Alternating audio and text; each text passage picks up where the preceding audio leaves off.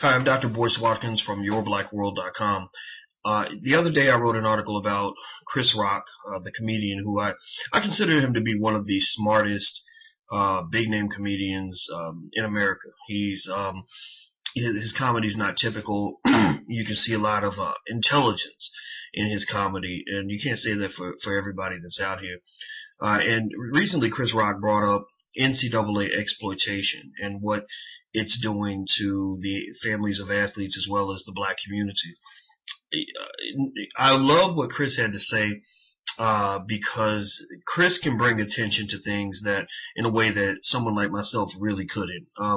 It's being a scholar is not nearly as entertaining as being an entertainer, and so Chris really, in my opinion, I feel like the words that came out on his Facebook page kind of rocked the world. I think that it got additional attention on an issue that I think is very important. And let me tell you why I think it's important and why I think college athletes deserve to be given labor rights. Not so much to be compensated, but to be given labor rights. Labor rights means that if you have a special talent and your talent has market value, you and your family have a right to step in and negotiate, just like a coach can negotiate.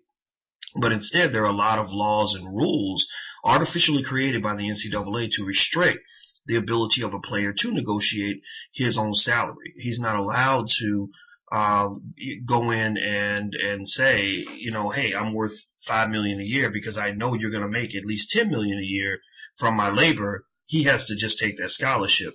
The way you know that the system is not fair is that if you were to do a flip, let's say that you were to go to the coaches and say, hey, instead of giving you $3 million a year, we're going to give you and your family full scholarships and a lot of extra benefits on top of that. Well, the coach would find that to be outrageous. He would say, no way, there's no way I would want this job. And I think the same thing can be said for the athletes. I think that it's interesting that we have actually convinced ourselves that it should be illegal for players to be compensated or for players to earn money from their images, but we think it's okay for coaches to go in and sign contracts worth $3, $4, $5 million a year. That's insane to me. And what I love about Chris's remark is that he points to the racial issue. A lot of people dance around that. They don't want to focus on the money because they want to talk about graduation rates, or they don't want it to be overly racialized because it's just not that popular to talk about black people. So they pretend like it's affecting everybody equally when the fact is that that's not true. Black athletes and black families are being affected in a far disproportionate way to everyone else. Most of the coaches, most of the administrators, most of the commentators making money off of college sports are white. Most of the athletes who are getting on the court and busting their butts and working hard are black. Many of these athletes have families at home. They're disproportionately living in poverty. So to me, it is absolutely unbelievable that we can have a system that we support where a player can go onto the national television and literally make 10, 20, $30 million for someone else, and yet we somehow define it to be illegal or unethical for him to take just a small fraction, 2%, 1% of that money and help his mama get out of the projects. I remember there was a basketball player at the University of Louisville. I think his name was Francisco Garcia. And Francisco had a brother who lived in a housing project back in New York. And his brother got shot while he was playing basketball at Louisville.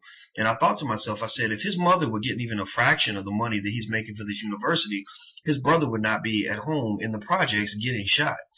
There are other players who have lost their eligibility and been punished severely for taking a little bit of money to keep their mother from being evicted. And I remember another scenario where there was a player playing in the Final Four, and his mother couldn't go to the game because she couldn't afford a Greyhound ticket that would let her go all the way from California to Louisiana. So this is crazy. I mean, the system is silly. I've seen the system up close. I've been teaching at universities for the last 20 years.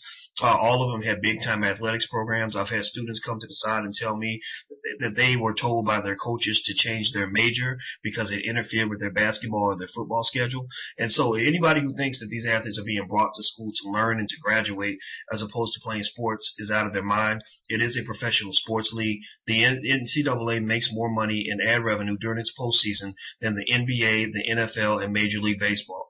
That right there tells you how much money is being laid on the table, and it's going in somebody's pocket. And I believe that some of that money should go into the pockets of the individuals who are actually doing the work.